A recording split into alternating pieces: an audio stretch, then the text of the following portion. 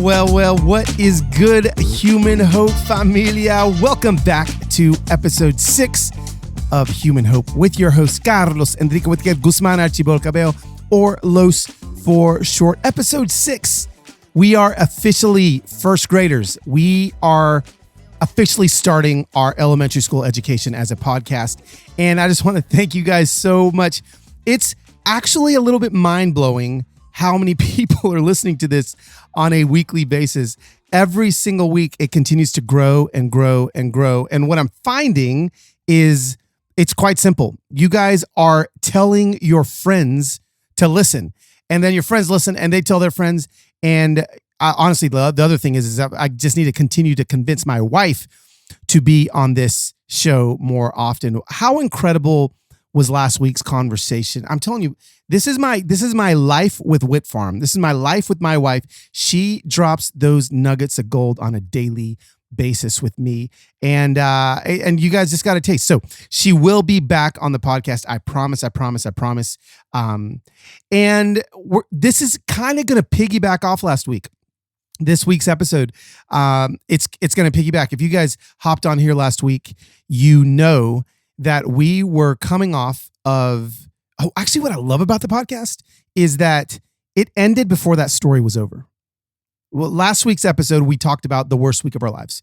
We talked about not the worst day of our lives. Remember, it was the worst week of our lives. And so, you know, in 30 seconds or less, we had our daughter got in a car accident. We had an intense conversation with one of our closest friends that left us exhausted. Our basement flooded the next day. The next day, our dog, we had to take it to the ER. Then it was fine. Then we came home. And then the next morning, our chicken died in an owl attack. But then we had to rescue the owl that murdered the chicken. And then later that night, our beautiful dog Pope had to be put to sleep. And then the next morning, we flew to Denver, Colorado, but we got stopped in the middle of flying when we were on our layover in Atlanta because a man dropped his suitcase down an escalator, took my wife's feet out, and then she landed and she broke her wrist. And we went to the ER, and that's where we found you. That's where you found us. We had gotten out of the ER, and I said, babe, you're on pain meds. We're still heading to Colorado. We weren't there yet. Let's talk. And so that's where we talked. And we told you our story, and we told you how you can find hope in community, how you can build a community around you that can be hope dealers to you. But the story wasn't over. Most of you, if you follow me on Instagram, you know the end of the story. But a lot of you guys, you may not. And before I get to the end of the story, I need you to know where we're going this week. This week's guest, again, is one of my favorite humans on planet Earth. It's me. I'm going to interview myself. Only because I am beta test lab rat when it comes to this exact topic. I'm going to be talking about when life swings at you, what you do to overcome the anxiety in your life.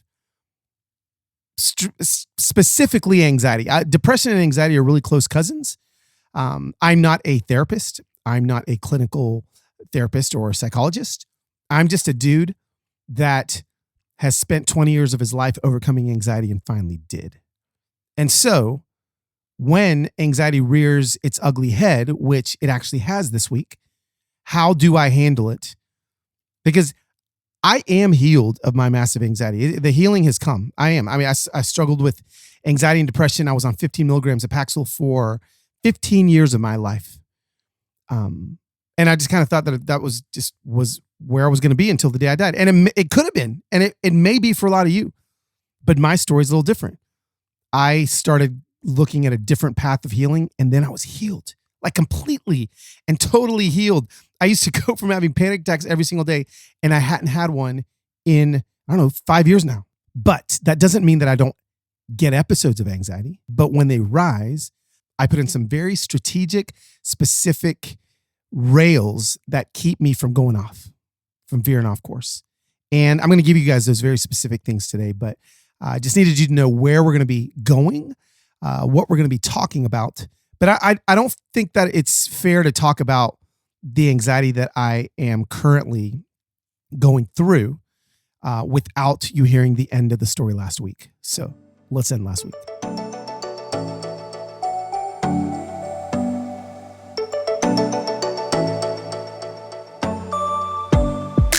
All right, so here's the deal.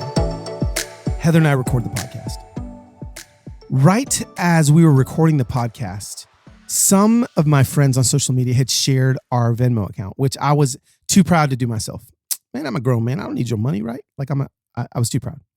Well, by the time we started to record the podcast, about this is just on Venmo, okay? On Venmo's where I pay my babysitter from. On Venmo, we suddenly had enough money to pay for half of Sohaila's medical bills from her 21-day stay at Vanderbilt University Medical Center in 2019. Now, 2019, we were not in the same place with insurance as we are now. And so bills were way higher. So just do the math yourself. And I don't know, go to Google and ask how much it costs to stay in the hospital for 21 days. Maybe you can figure out what our bill was, kind of. About half of that was actually covered in our balance in Venmo at that moment while we were recording that podcast. What in the freaking world? And then my friend Sharon, God bless her, / Sharon, why'd you do that? Dang it. Continue to share our Venmo. And can I tell you what? You know, I mean, I don't know about you, but if you have Venmo on your phone and there's and you get a notification, if you have notifications on, you actually, Venmo on your phone actually sounds like a slot machine in Vegas. It goes cha-ching. Maybe I could find a slot machine sound effect or Venmo sound effect. But that's what my phone was doing every second. Cha-ching, cha-ching, cha-ching. We get on a flight to go to Denver. Sharon had actually shared with her platform. Again, I wasn't talking about this stuff on mine, just because I'm too proud. I need to go to therapy. But she'd shared that about half of my medical bill was covered. And can I tell you something? By the time we landed in Denver, not only was all of Sohaila's medical bills covered for our stay in Vanderbilt University Medical Center, but all of our basement, which got flooded, all of that was paid for. All of Heather's new fractured wrist, ambulance ride, ER visit, all that was taken care of. All of our vehicles were taken care of. All of my student loans were taken care of. And by the time I landed in Denver, I need to let you know, let's talk about human hope, that strangers on the internet through $1 donations, $5 donations had completely wiped out every dime that I owed to another human being on planet Earth. I've cried all my tears, and one almost tried to come right now. I still can't comprehend the level of goodness that arrived when Sharon and her unreasonable governors decided to be unreasonable for me and my family. I mean, talk about peaks and valleys. The lowest moment of my life where I thought I was cursed. I was asking my pastor, am I cursed? To literally 12 hours later, landing in Denver, not owing another human being or company a dime. Now, let's be real. Just because joy and healing happen does not mean that pain and trauma are not still currently existing. So I need you to know that just because, because I do feel like a lot of people were looking at me like, Carlos, life's great now. Like, I mean, look, like resurrection. This also happened over Easter weekend, right? Like resurrection, everything's awesome. And guess what? I am so grateful and things are so much better for my family because of the kindness and the goodness and the empathy of strangers. But guess what? My wife's wrist, she's still crying because it hurts. Guess what? My heart, because I had to put my best friend, Pope, down. He's a dog, by the way. He wasn't my regular best friend, human best friend. My heart's still broken. I still weep. We're still shattered from the experience of our week. And so I just need you to know that joy and healing are not mutually exclusive from pain and trauma. They can coexist together. And what's happened is that in the midst of like all these highs, right? Like, I kind of feel a little bit of pressure to act a little bit more put together than I actually am. I'm feeling a little bit of pressure, not pressure because people are like, you need to be happy. Pressure just as a public figure, to be honest with you. And the truth is, that's something that I have never felt the need to do. And I'm just not going to do it now. We're still broken. It still hurts. Life is still life. And so, as you guys bless other people, okay, just know that your blessing doesn't diminish their pain, but it will help them out of their pain at a faster rate.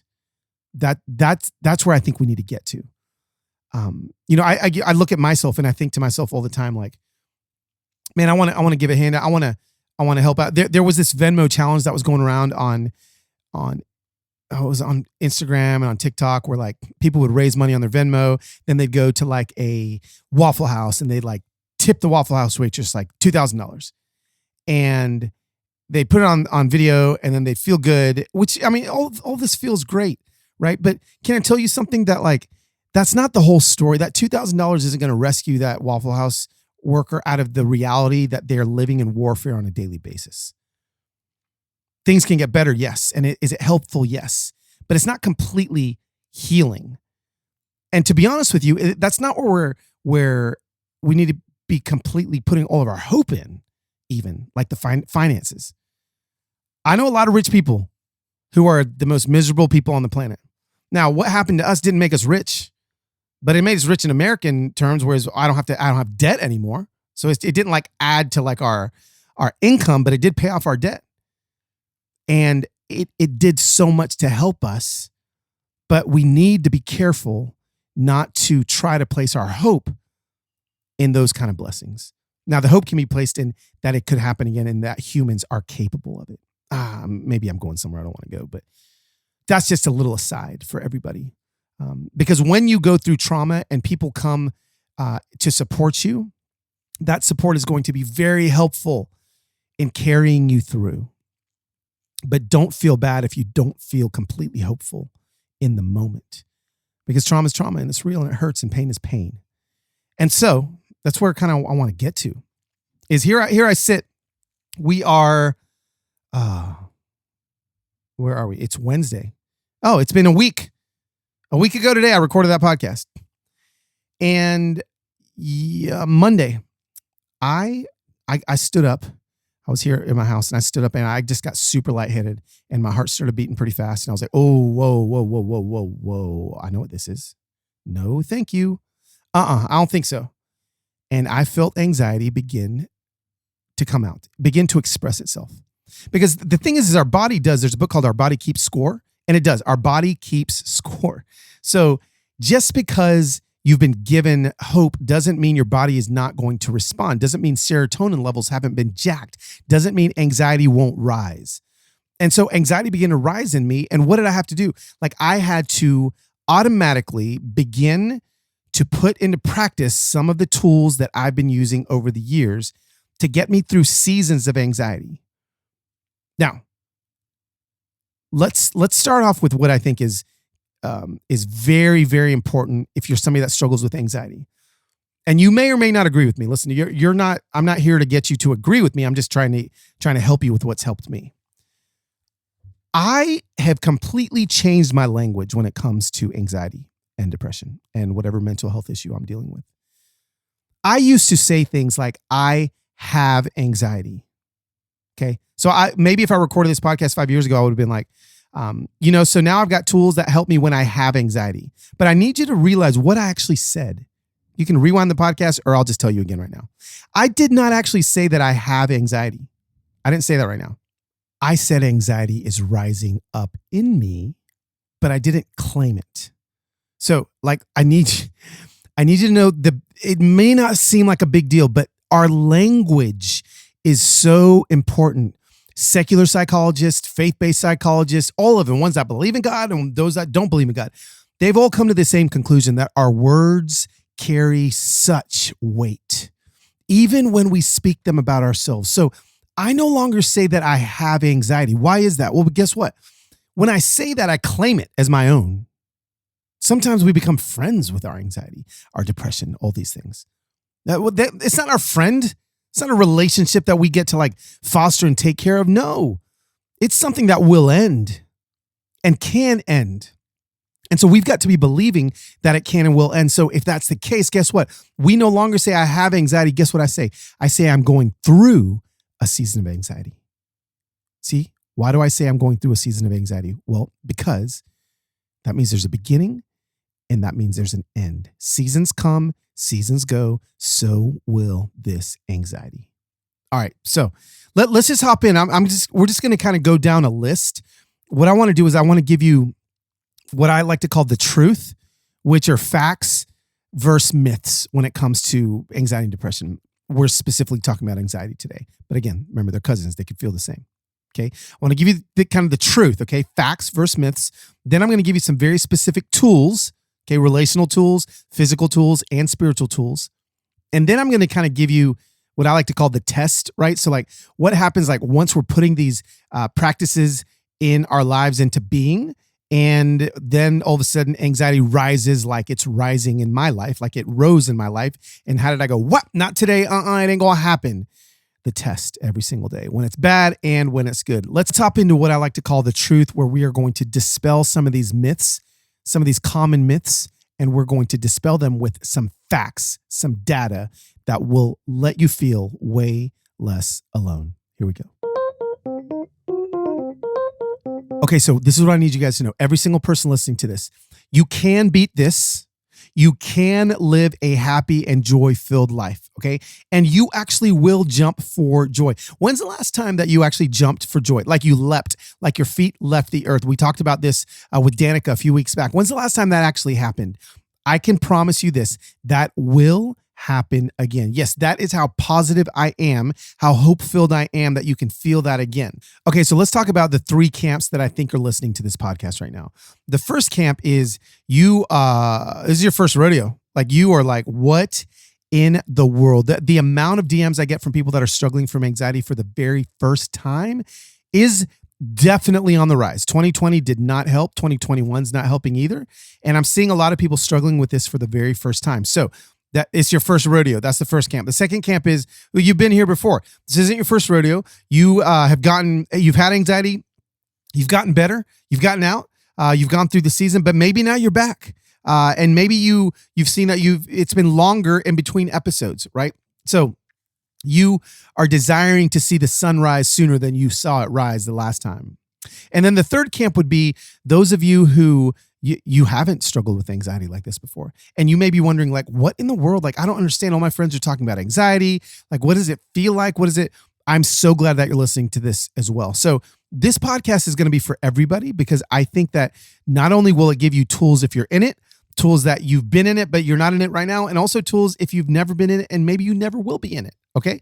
Because all of these tools will be essential, especially when you live in community. You're not just a silo, you're in community. You can help somebody else out too. You will jump for joy again, I promise you. So let's hop into some facts and some myths.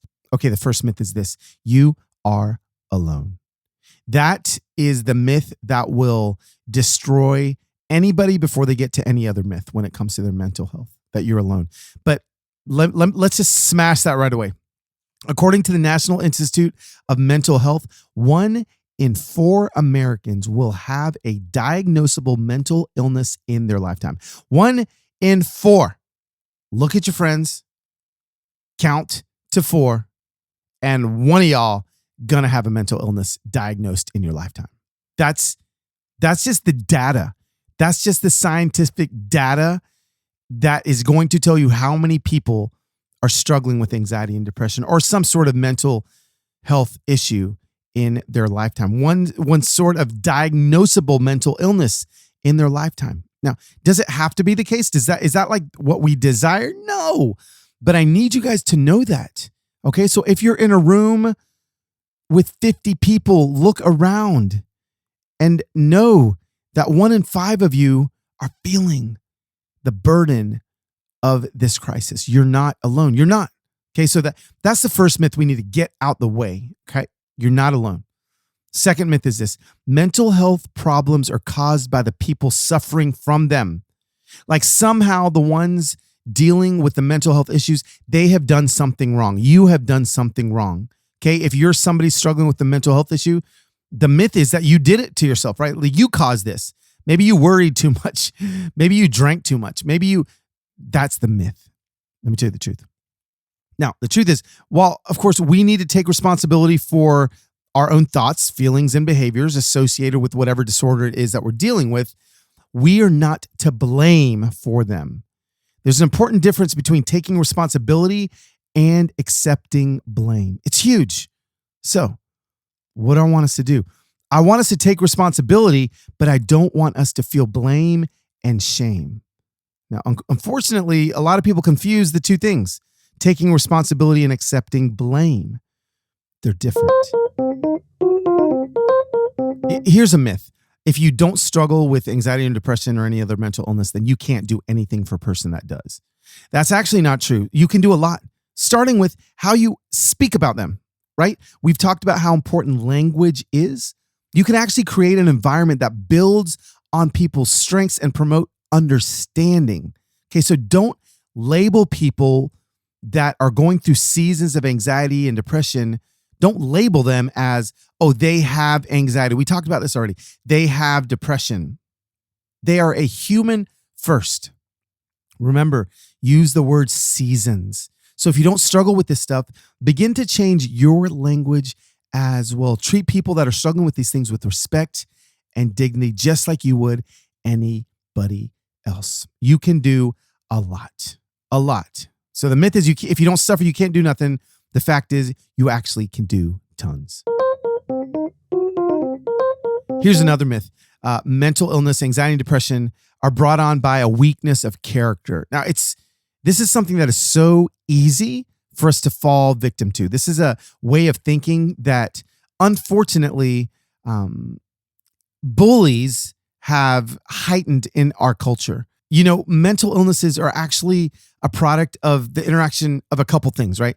Biological issues. Okay, so I mean, we're talking strictly biology, strictly like serotonin levels, strictly like, different wavelengths in our brains, psychological issues. Okay, so now we're talking about the mind itself and how it thinks. This is all mixed in with social factors. So you got a mix of biological issues, psychological issues, and social factors. So we've got social influences, which could be like the loss of a loved one or a job, which could contribute to the development of something horrible in our minds. So trauma. So I look at the last week and a half of my life and I think this has been traumatic. No wonder I am lightheaded. No wonder my heart is palpitating. No wonder I'm starting to face against some worry and some fear of the sky is falling. No wonder. So the truth is, it's no weakness of character that's bringing this on. The truth is, it's literally the interaction of like my social, biological, and psychological factor. Like I have had little to zero sleep. Plus, my life was falling apart. And so that's actually not called anxiety or generalized anxiety disorder. That's called life sucks. That's what it is. All right, don't get me preaching. So there's another myth. Mental illnesses are brought on by a weakness of character. And let's get to the last myth. And this myth drives me freaking crazy. And it's this one. Anxiety and depression aren't real illnesses. Okay, so the words that we use to describe mental illnesses, they've honestly changed a lot over time, but what hasn't changed is the fact that anxiety and depression are not the regular ups and downs of life. Okay, so like somebody can like have anxious moments. If you're super stressed at work and you've got a big deadline coming and you're feeling anxious about it, that actually is not anxiety. That's not like the illness of anxiety. That's an up and a down of life. Mental illnesses actually create distress and they don't go away on their own. They're actual health problems with effective treatments, spiritual treatments and natural treatments. Okay, so medical treatments and physical and spiritual treatments. When somebody breaks their arm, like we're honestly not going to expect them to just like get over it, right? Like just get over it. Nor would we blame them if they needed a cast, a sling, or other help in their daily life when they recovered. So why in the world, when somebody struggles with something traumatic that sparks on this anxiety or depression, why in the world would we expect them to just get over it? We shouldn't. We need to give them the splint. We need to give them the sling. We need to give them whatever help they need as they recover. The myth is that mental illnesses aren't real illnesses. The fact is they are. Now, does that mean we need to place all of our identity in whatever that illness is? Depression, anxiety, it could be schizophrenia, it could be anything. No, That shouldn't be your definition, your defining moment in life where this is who I am. I'm going to plant my anxiety flag in the ground. No, that's not what I'm saying. But what I am saying is these are real illnesses. That's the myth that they're not. The fact is that they are. All right, so let's move in to some tools. Okay, we'll call them the tools. We've talked about already the truth. T. Let's go to another T. The tools. You can tell I'm a child in the 90s because I like everything to start with the same letter. What are some tools? Now, the first one is meditation or prayer, even breathing exercises. It's been shown that even a little training in meditation or breathing or prayer can make people calmer, less stressed, and more relaxed in as little as 20 minutes a day. And these 20 minutes a day of prayer and meditation, some of you guys are thinking, you want me to pray for 20 minutes? Absolutely. Its studies show that as little as 20 minutes a day literally leads to physical changes. Like your blood pressure lowers, your heart rate lowers, your breathing slows down. Improvements in your blood pressure, of course, will result in lack of heart attacks, lack of all these things. And I'm telling you, if there's one thing that I never knew was going to be a ticket to me finding freedom, it was prayer. It was meditation. It was slowing down. I like to say it this way: lower the volume of life. Slow down. We were not in any way, shape, or form designed to move at the speed and the capacity that we're moving in. We weren't. Studies show that the first 15 minutes we wake up, we're consuming more content than our great-grandparents consumed in 30 days. 15 minutes versus 30 days. Now, somebody tell me why we're having a pandemic of anxiety and depression in our country. I honestly believe it has nothing to do with quarantining or nothing to do with it. And it has everything to do with the content we are consuming. We weren't created to consume what we're consuming. I mean, just look at how we live for the majority of human history. And it's only been the last 200 years that things have gone so fast. An average human being walks 3 miles an hour. 3 miles an hour. If I were to try to sell you something that went 3 miles an hour, you'd look at me like I was crazy. Well, why? Well, because why in the world would we want something that moves so slow? We need things to go fast. We need to hustle. We need to grind. We need to go. We need to go. No. You need to slow down. You need to pause. You need to breathe. When we begin to slow down and lower the volume of life, the volume of healing of anxiety, depression, whatever other mental illnesses we are struggling with begins to rise. The healing of them. I mean, what are some things we can do? Honestly, leave your phone at home when you go to the grocery store. Put your phones away. Actually, well, how about this? Like, don't listen to a podcast. Don't listen to me while you're in the car. Spend on the way to work, just don't listen to a thing. And I know, I know how stressful this is going to be for so many people. It is going to stress you out. Why? Well, because we don't know how to do that. We get to a red light, we look at our phone, and it's like, okay, I want to pick my phone up because I want to see if somebody emailed me or somebody double tapped and liked my Instagram comment or somebody replied to this. We don't know how to slow down. But the truth is, we weren't created to consume this stuff. Again, how is it that even, let's just go 3 generations ago, my grandparents, the only way they could place any sort of story stress on their shoulders was by getting a letter, reading a newspaper, or getting a phone call. That's how they consumed content. That's how they got more story stress on their shoulders, on their heart. But us, we use our phones as alarm clocks, right? I mean, that's like what we do. So in the morning, like when I was growing up in the 90s, when I woke up in the morning, my alarm clock literally did one thing. It woke me up. I couldn't pick up my alarm clock, which was plugged into my wall, swipe across the face of it, and it start talking to me. That's what we do now. So how about this? I'll get to that in a second. I'm getting ahead of myself. We need to slow down. We need to consume a lot less content.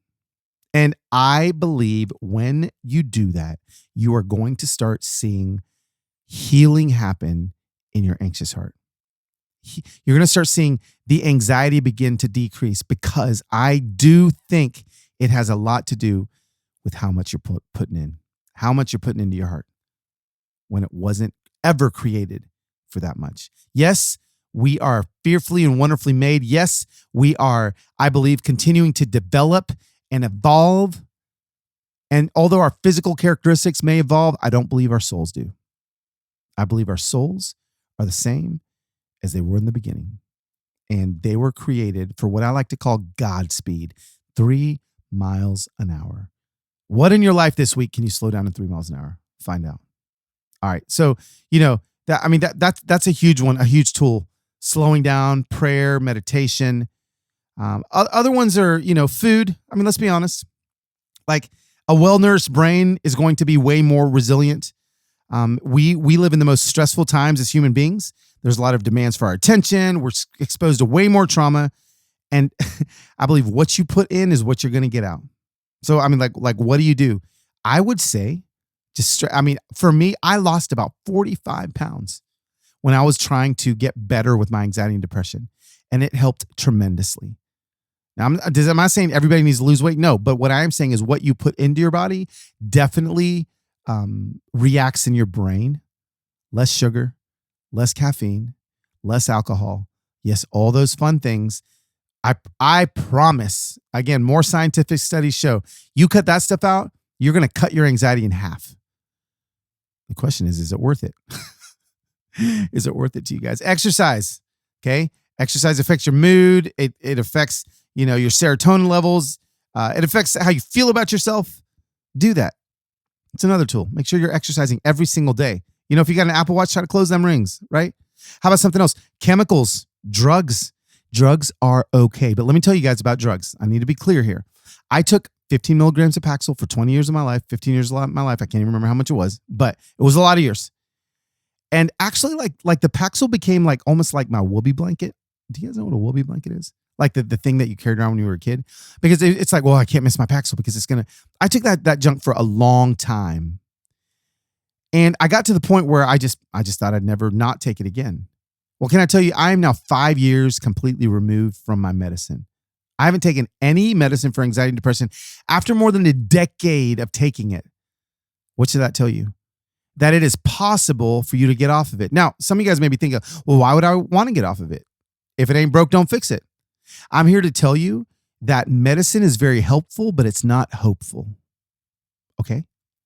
Don't place your hope in medicine. Your hope cannot be in doctors and medicines and psychologists and all those things. Like those things are helpful, but they're not hopeful. What is hopeful? Hopeful is the thing that will never fail you. Medicine will. Doctors will. So what you have to do is find out what will never fail you. When you find that out, that's where you place your hope. So I guess all I'm saying is take medicine. It's very helpful, but don't make the medicine become your hope. It's for a season. Think about it that way. Think about it that way. And now some seasons may be longer than others. Some people may take it for 20 years, 30 years, 40 years. Some people, though, are taking it for 20 years that needed to take it for 20 days because it became our hope. Don't let the medicine become the thing that you're hoping in. Let it be the thing that you're helping with, that's helping you. Medicine is helpful. It's not hopeful.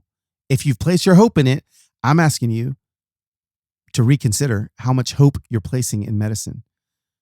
And I get it. I understand when you've been in the thick of the worst of worst anxiety and depression, of despair, and that medicine comes through for you and you finally can live and breathe and work again. Yes. Oh, it feels so good. Still, it's not your hope. It can't be your hope. Drugs are okay. They're helpful, but they're not hopeful. And then the last tool I want to talk about for a second are relationships. What I want you to do is to take a diagnosis of all the relationships in your life. Which relationships suck you of your life and which relationships give you life? This is a really easy one. The relationships that suck you of life, get rid of them. Poof. See you wouldn't want to be you. Peace out. A-Town down. Get out. The relationships that build you, oh man, hang on to those. Lean into those. Pour into those. Let them pour back into you. And if you've got 15 relationship suckers that have been relationships of yours for your entire life, and you only got 2 relationship builders that have only been relationships of yours for 2 years, I promise you, you cut off those relationship suckers that have been around for a long time. You just lean into those 2 that have been relationships for a few years. or a few months even, you're going to find such an acceleration of healing. The people around you matter. They matter tremendously. Find them, get rid of the ones you need to get rid of, and build the ones you need to build. So there's our tools, right? We got our first tool: prayer, meditation, lowering the volume of life, decreasing the content you consume, and then exercise, right? Food. Those are some other like tools that you can use. Chemicals, drugs are some great tools that you can use. Relationships you can use. Also, counseling, therapists. I'm a huge believer in therapists. And again, I'll say therapists are helpful. They're not hopeful. I love my therapist. I send all 3 of my kids to therapy. They go to therapy counseling programs here in Nashville. They've been there for 10 years. I got an 18-year-old, 16-year-old, and 14-year-old, 17-year-old, and 14-year-old. They've been in therapy for 10 years. All of them. All of them. Why? Because guess what? They're not broken, but the world is. And why am I in therapy? Guess what? I'm not broken, but the world is. So if I'm going to be walking through a broken world, guess what? I need somebody to talk to. It's okay to pay for a friend. And that friend's going to be your therapist. And when you pay them, there's a level of accountability that you're going to have with them that you never thought about having with a friend. And I'm here to tell you to find a therapist and pay them to talk to. Oh, friends, find them. I actually have, I'm going to share with you guys in the next few weeks, a show sponsor that is going to help you guys, that I can't wait to share with you guys. It's going to be incredible. I'll let you guys in on that secret soon. But just know how important I believe therapy is. Those are the tools. All right, let's get to what I like to call the test. Every day, this stuff's going to show up. What do you do? Okay, let's talk about daily rituals. Okay, this is the test. This is what happens every single day. Okay, every day, this is what you're doing. Now, why are rituals important? Because I believe that it builds a pattern in your brain that knows what to expect. So no matter what anxious thoughts come running in, you know when I wake up, this is what I'm going to do. And so it just builds this pathway of safety. And so let me just tell you my ritual. Every morning I wake up, I do praise and thanksgiving. Now, I know there's various faith backgrounds that show up around here. You do what you need to do. You call it what you want to do. For me, it's praise and thanksgiving. And this is why I believe it's so important. Every single day, I wire my brain to praise God for who he is and thank God for what he's done. Again, translate that to whatever it is you do, however it is you live. But for me, there is something about just praising, being so joyful and praising. It's just literally, it's so healing. It's balm to my soul. So I'll put on one of my favorite songs and I'll just praise. I just go at it for like 5 minutes. And then I'm thankful. I thank God for my health. I thank God for the provision that happens in my life. I thank God for my family's health. I thank God for the jobs that I got secured. I thank God. I thank. Praise and thanksgiving go a long, long way in my ritual. It's what I do every single day. I praise God for who he is, and I thank God for what he's done. Again, apply that to whatever it is you do, and I promise you, it's going to begin to shift things. So, like, what about when it gets bad? Like, what do? Like, oh, crap, here it comes. I'm feeling it. This is what happened this week. I'm feeling it. What do? I felt it coming. Guess what? I get up. I don't lay in bed and wait to feel the anxiety. That's something I used to do all the time. It's like, I'd open my eyes and I'm like, okay, do I feel it? Am I dizzy? Am my heart palpitating? What am I doing? No. The second I open my eyes, I swing my legs out of bed, I put them on the floor, and I get after it. Get up, put one foot in front of the other, no matter how you feel. It's number one. Number two, if when it hits the fan, I tell someone so that they know it's coming. I go straight to my wife. It doesn't have to be your wife or your husband. It could be a friend. It could be a coworker. Let them know. I tell them, hey, listen, I'm feeling it start to rise, and I just need you to know that it's coming. And just knowing that somebody else knows is huge. I used to tell people that feeling like when I was struggling with anxiety, it would feel like I had a spacesuit on and I was around people that were trying to talk to me and trying to hug me, but I couldn't hear them and I couldn't feel them. That's what it was. So telling somebody that it's coming makes me feel less alone. And then also This is something huge. When you start feeling it, do not imagine the worst, because more than likely it's just going to be a small dose, and we know what our imaginations can do. Pull it back. Don't imagine the worst. Actually, imagine the best. So when it's coming, you're like, okay, don't imagine the worst. Get up, put one foot in front of the other, tell somebody, just go at it. But what happens like in panic mode, right? Like super, let's just call it, you've got a panic attack. Like, what do? First thing I do is I'll remember it. It's going to leave. Remember, it always leaves. Nobody on planet Earth has been in a 10-year panic attack. It's going to go. It comes and it goes. So remember, it's going to leave. Number 2, focus on breathing. Breathe. On your Apple Watch, there's a breathe app. On your smartphones, there's breathe apps that when panic arises, breathe. You are in charge. And here's another thing that I do. Oh, I don't do it anymore because I don't have panic attacks anymore. But when I did, when I was starting to heal from them, I would talk to them like a person.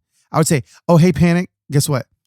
I feel you coming. I'm going to let you in. I would invite my panic in, and then I would invite it through. Remember, you don't have anxiety. You're going through a season of anxiety. So your panic attack doesn't own you. It is coming through you, which means it's coming in and out.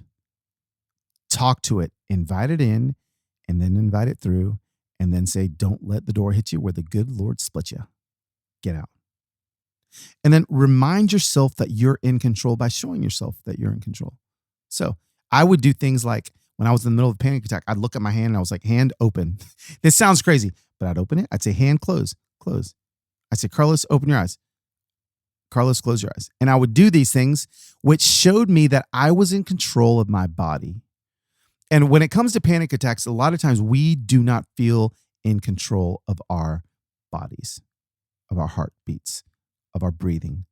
So find the things that you can control and show yourself that you're in control.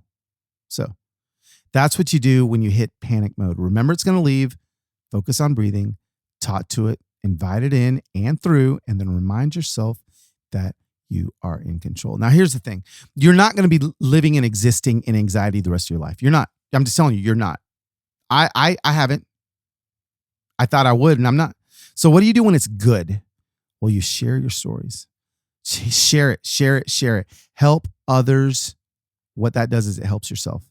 And honestly, get healthier. When you're in a great season, get healthier. If you can run. Because guess what? When your back's broke and you're like 89 years old and you can't run, you're going to wish you could run. So do it now.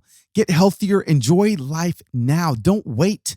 I'm telling people all the time, don't wait till you're retired to go on a trip. Because nobody's promised retirement. Do it now. Enjoy your life now. Go hard now. Life is waiting for you. You can live your life, or you can let your life live you. And trust me, you would rather live your life instead of your life living you. You can do it, guys. You can absolutely do it. I shared a little bit earlier just about the fact that I am going through a season right now. And this season, actually, as of the moment of recording this, it's almost over. It's only lasted 36 hours. That's my season of anxiety. Whereas before, if I would have felt this, I would have let it last for weeks. But no, I talk to it. I invite it in, and then I invite it out. Just because you're going through anxiety doesn't mean you have it. Change your language. We're going to get into another episode where we really talk about the agreements that we've made with lies. And those agreements sometimes are the contributing factors to our mental health issues. We're not going to get into that today, but just know there's what I'm giving you right now are the basics of how I have overcome and surpassed the strength that my anxiety was trying to beat me down with. And I'm free. I'm 100% free now. And I know that you guys can be free as well. Listen, I know that not everybody that's listening to this is struggling with this, but if you do know somebody, just give them this podcast. Share it. Hopefully, I'll give them, even if you leave with one thing that you can change, just changing the language of how you're not going to any longer say that you have anxiety, but you're going through a season of anxiety. Like those kind of things can be game changers for a lot of people. It gives them their identity back, not in a mental health issue or illness, but in who they were created to be. And so I'm grateful that you let me share a couple of these things with you guys. This has been the hardest week of my life. 7 days in a row, the hardest one. But because of you guys, I've found some healing. Just because I got that healing, though, doesn't mean that the trauma isn't real. So be kind to each other. Understand that that's true for other people as well. Hopefully, some of these tools will help you guys get through this a lot faster.